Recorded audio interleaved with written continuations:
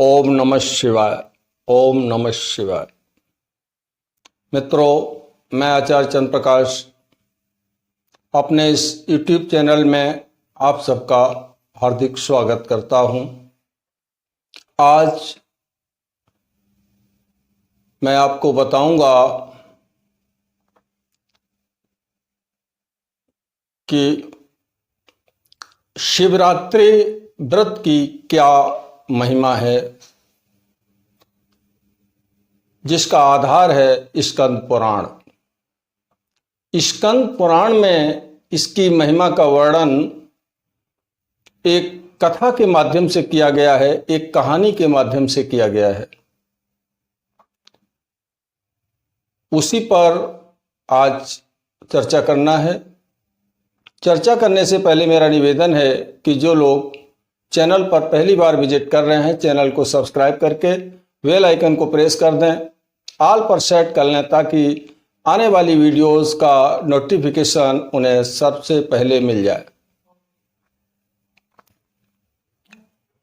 आइए चर्चा करते हैं।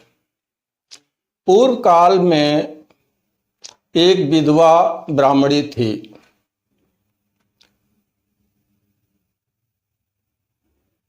उसका किसी चांडाल से संबंध हो गया, जिसके गर्भ से एक दुस्सह नामक पुत्र पैदा हुआ। वह पुत्र बड़ा ही दुष्ट आत्मा, चोर, जुआरी, शराबी,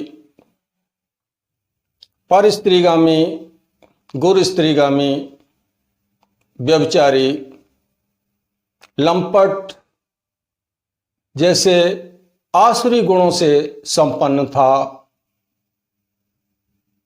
उसने अपने जीवन में कोई भी अच्छा कार्य नहीं किया, हमेशा दुष्ट कर्मों में ही प्रवृत्त रहा। दैव योग से एक दिन वह दुष्ट आत्मा दुस्सह शिव मंदिर में पहुंच गया। उस दिन शिवरात्रि थी। भक्तगण वहां कथा कर रहे थे, पूजन कर रहे थे, उपासना कर रहे थे, कीर्तन कर रहे थे। हालांकि वो बुरी नियत से वहां भी गया था, लेकिन वहां जाकर के उसने शिवलिंग के दर्शन किए, कथा में भाग लिया, कथा को सुना। इसका परिणाम यह हुआ कि मरने के बाद उसे पुण्य लोकों की प्राप्ति हुई। ये मैं नहीं कह रहा, ये स्कंद पुराण की कथा कहती है। चतुर्दशी, कृष्ण पक्ष की चतुर्दशी को शिवरात्रि का व्रत मनाया जाता है। चतुर्दशी को यह व्रत मनाया जाता है।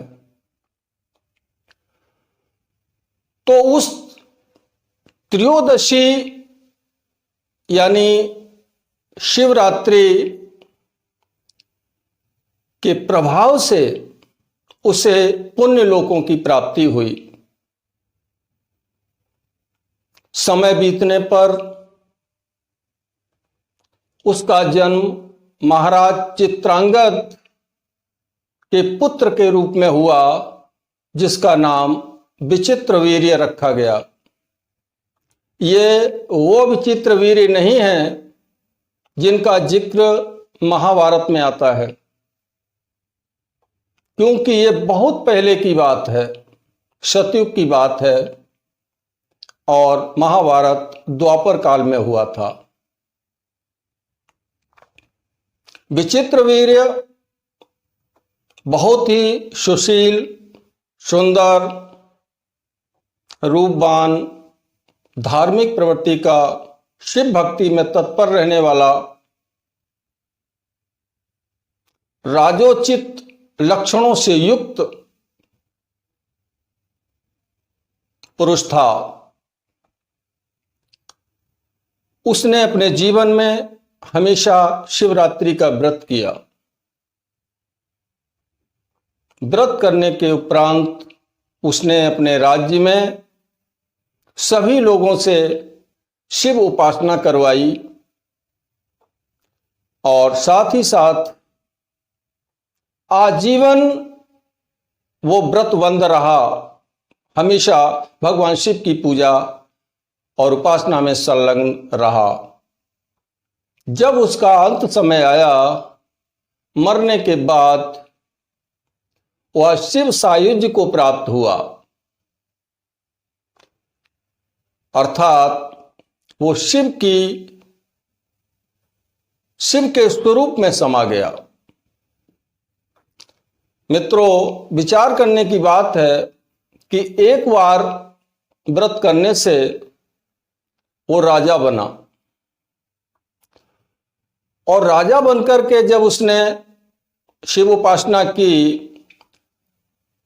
शिवरात्रि के व्रत किए, तो फिर वह भगवान शिव को लोक को प्राप्त होते हुए उनके स्वरूप में ही समा गया।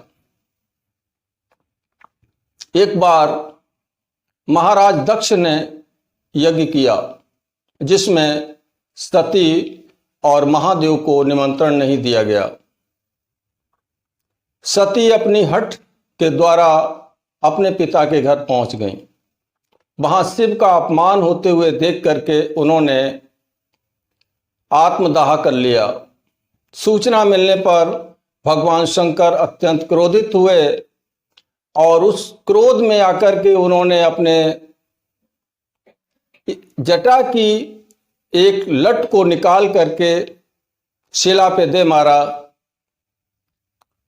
तो वहां से वीरभद्र पैदा हुआ।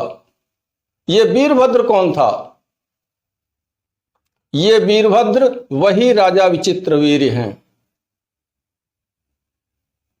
जो शिव सायुज्य को प्राप्त हुए थे, वहीं पर प्रकट हुए हैं। अनुमान लगा लीजिए, वो वीरभद्र जिन्होंने राजा दक्ष के यहां जाकर के समस्त यज्ञ को विध्वंस किया, दक्ष को का सर काट के फेंक दिया यज्ञ में, जितने भी वहां पर उपस्थित थे सबको दंडित किया। वीरभद्र कोई सामान्य शक्ति नहीं है।